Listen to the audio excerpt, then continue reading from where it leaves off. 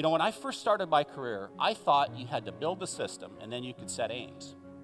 And I've learned that just the opposite is true. That you set aims and it causes the relationships. It causes the commitments to be entered into in new ways. It causes the systems to be built.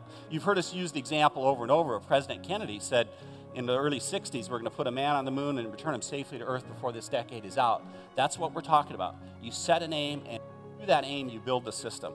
And I was actually really struck by our panel this morning, and we had so many different perspectives shared about what it truly means to have not only systems in place to improve patient safety, but also different perspectives to continue moving towards truly achieving quality. I thought that was really inspirational.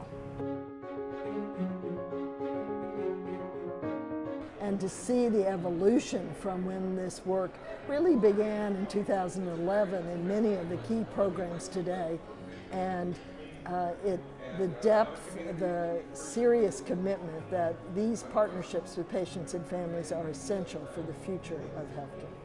Our role has been really to identify, recruit, orient, onboard, and then engage the network members in meaningful ways.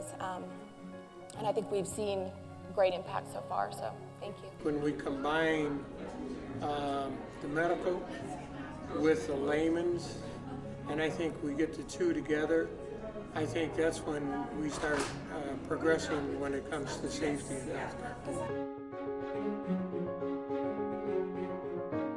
Consumers have told us that they want advanced payment models that have them at the center.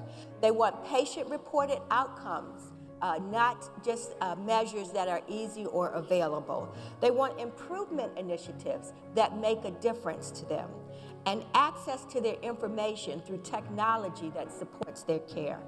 There are some commonalities in patients that I think can be utilized. One is we've all suffered massive losses.